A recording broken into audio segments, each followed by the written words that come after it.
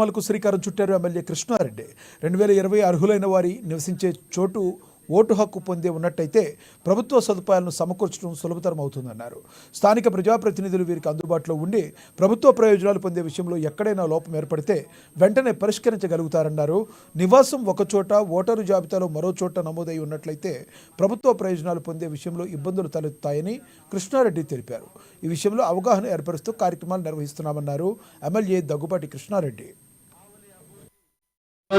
మద్దురుపాడు, ముసునూరు, బుడుముగుంట ప్రాంతాలతో కలుపుతూ కావలి trunk road పొడవు ఈరోజు 9 కిలోమీటర్లు విస్తరించినటువంటి కావలి పట్టణం మౌలిక సదుపాయాలు పెంపొందించుకునే దాంట్లో ముందు చూపుతో పోవాలని ఈరోజు మేమందరం కూడా నిర్ణయించడం కూడా జరిగింది. అందులో భాగంగా కొత్త లేఅవుట్లు వేయటం, ఈ లేఅవుట్ల ద్వారా చాలా మంది కూడా కావలి పట్టణ ప్రజలందరూ కూడా హౌసింగ్ నిర్మాణాలు చేపట్టడం, ఈ చేపట్టినటువంటి ధర్మిల కావలిలో ఉన్నటువంటి 40 వార్డులు విస్తరించాలి. 40 వార్డులో ఎక్కడ నివసి విశాఖ ఆర్కే బీచ్ నుంచి వైఎం